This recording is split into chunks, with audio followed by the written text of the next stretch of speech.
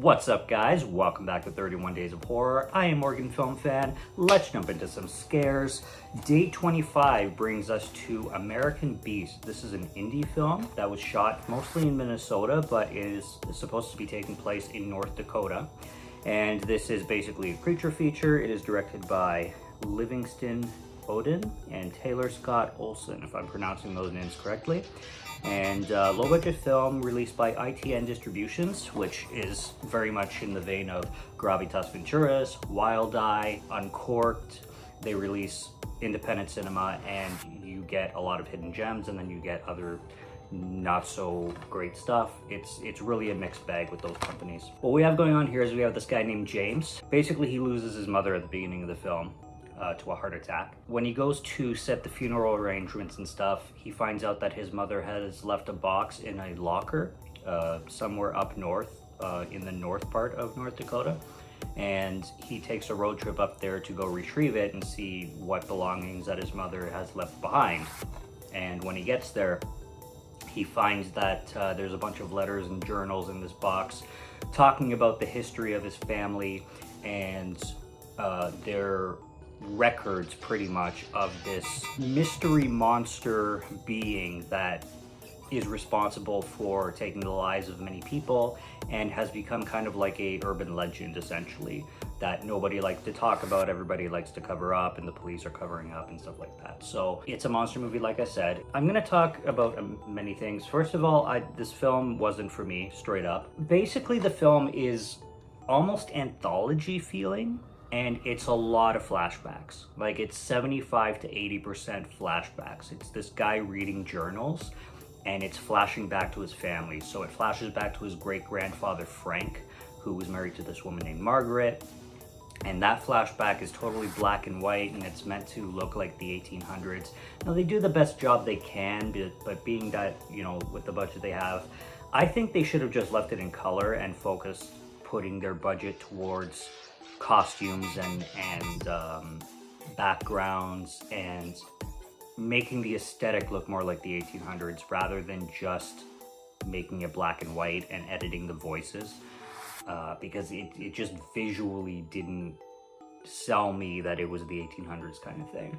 Now, they do flashbacks to his father too. I forget his father's name. His father never believed his own father, which is this guy James's great-grandfather, or his grandfather or something. It goes down the family lineage, basically. You go from the 1800s to like the 40s. You get to the 80s at one part where you see how his mother conceived him, which he's reading this journal about his mother, and then it goes into this like 80s scene that feels modern, but you know, it's about these group of guys and girls in the forest, and they're camping and they're all having sex with each other. And I'm just like, if you're gonna write a character that's supposed to be your mother, why would you want to show her being like this young wild child and you know, fucking this guy in the woods and conceiving you? And then there's this scene where this guy is getting head from this woman, and then the beast attacks, and he's getting head, and he's like pushing her head towards his groin, and there's nothing, like from the neck down, she's basically eaten because the monster apparently grabbed her. And that's the thing that happens a lot in this film. The monster, there's no werewolf in this film, spoiler alert. That pissed me off a lot, because this cover seems werewolf. They even mentioned a full moon, but the monster is far from a werewolf, but I'll get to that. I'm getting ahead of myself. This monster attacks, and somehow nobody is able to see it. And this character, you know, at one point mentions the monster is getting faster. It's like, faster how? Like the fucking Flash? Like, the thing goes so fast it's invisible? Like, what are you talking about? This guy gets like basically scratched and then dragged through the woods, and you see his body getting dragged by this monster, and everybody's like, what was that? Where did it go? I didn't see a thing. And they're all standing right there where the body was dragged. I'm like, this doesn't make any sense. I have to get to the positives of this film, because there are few, but there are a couple. There are some practical gore scenes that they use intestines, and I liked that, but that only happens in the third act, and I was wondering why they didn't use intestines in the first act. All they would put was claw marks across some people's chest, and it just looked really cheap. the way they did it. It didn't look realistic. It took me out of the movie. But then they started to use intestines, and I'm like, why didn't you do it? Like, how do you not have, if you have the budget for those intestines, how do you not have the budget for other intestines? You can even reuse them if you want. Like, if you only have that amount of intestines to use, reuse them. Who cares? You just put some more blood on them and do it again. All you have to do is like hold them there. But I don't know how that works. I mean, I don't understand why they made that creative choice, but I'm just wondering, like, why couldn't they just use more of that to make the gore scenes and the kill scenes more believable instead of just saving it for the end? But I digress.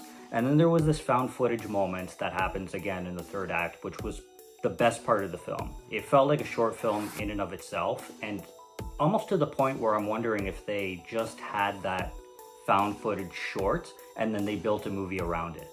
Because that found footage in the woods, Blair Witch style scene involving these kids was really, really well done. Easily the best part of the film. And everything else that led up to it and everything else afterwards was just not for me. I'm not gonna say this film sucked, but I really did not enjoy this film at all. And the creature is this ant looking thing, like Groot from Guardians of the Galaxy, with trunks coming out of his head, and his face is more skull-like, but it's not a fucking werewolf, and that pissed me off. I'm like, how are you selling a werewolf movie and you even mention a full moon and then just introduce this completely different monster? It was like a blend of Krampus and Groot.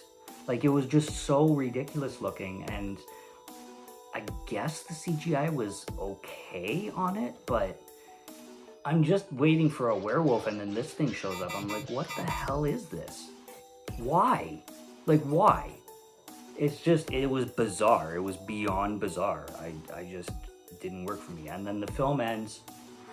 Eventually you get to the mother and you get an explanation on why the mom is hiding things and all that. And she makes, the film ends with them defeating the monster on this land. There's also this Native American woman that shows up, warning them to stay off the land because it's evil and there's, you know, they're asking for trouble, but of course they don't listen. They defeat the monster, and then the film ends with this tape from the mom. And before the mom passed away, she made this tape saying, don't come onto this land, don't defeat the monster, because if you kill this monster, you will have to replace the monster. You will have to take the monster's place. And when they defeated the monster, they just went home. Like, they're like, let's get out of here. And then the tape rolls and the mom's saying that. So what do you mean he has to replace the monster? He clearly went home and was fine. Unless what? He was dragged back to the forest? He transformed into the monster at the end of the credits? Like, what's going on here? I'm confused. You didn't answer. You gave an explanation, but showed something else. I didn't see any harm come to the guy and the girl at the end once they defeated the monster. They were fine. The film ends with them fine, and then it shows the mom saying, oh, don't defeat the monster or you're gonna have to take the monster's place. They didn't take his place. He went home. He left the forest. Fuck, man. Anyway, that's American Beast, and this one didn't work for me. It's also called, it goes by the name of Solitude.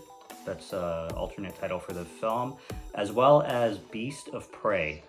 This film also goes by. So it has a few alternate titles. It feels independent, it feels low budget, but that's not the film's problem. It's just the writing and the story and the plot that didn't work for me. I don't know what they were going for with the creature and what they were going for with the explanation at the end. The whole ending really brought this film down. And then I didn't really like the whole thing being flashbacks.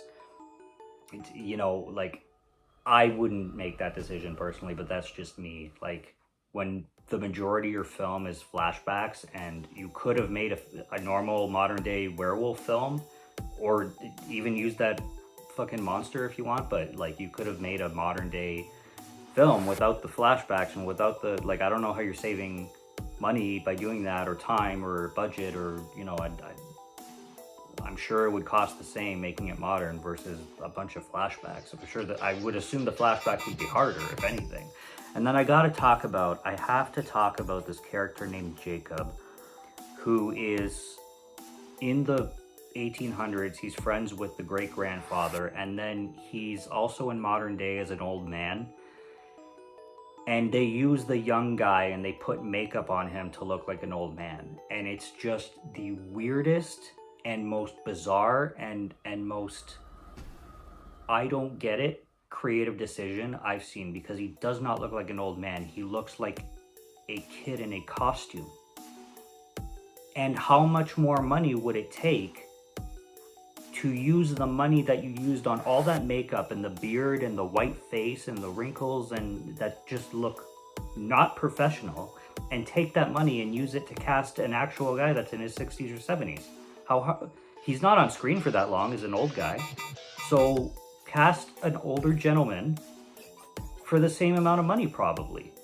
Or get a friend. Like, it seemed like a lot of these actors are probably just the director's friends, so get in somebody in your family, or a friend, like somebody's father or somebody's grandfather. Like, why would you take the young guy and try and make him look old? Like, it came out dumb. But I'm ranting on this too much again. I just want to say that this didn't work for me. Every film in the world is going to work for some people and then not others. This one just didn't work for me for many, many reasons. I mentioned what I liked about it. Like I said, that found footage aspect of the film, that part of the film was awesome. If they just kept doing that for the whole film, I think I would love it. But yeah, unfortunately, I liked about 5 minutes of this film, and the rest did not work for me at all. And even James, the main character who's reading all the journals, they don't do much with him whatsoever. So anyways, that's American Beast from 2014, and that's day 25 now, 31 Days of Horror. Thank you for joining me once again. Unfortunately, this film was not my favorite, but you know, there's hits and misses every year, so we're still going. Please join me next time. Let me know what your thoughts are on this film, if you've seen it, if you haven't. Let me know what you think, or if you would watch it. I don't discourage anybody from watching it or anything like that, but just not for me. Until next review, have a happy spooky season. Sleep tight tonight.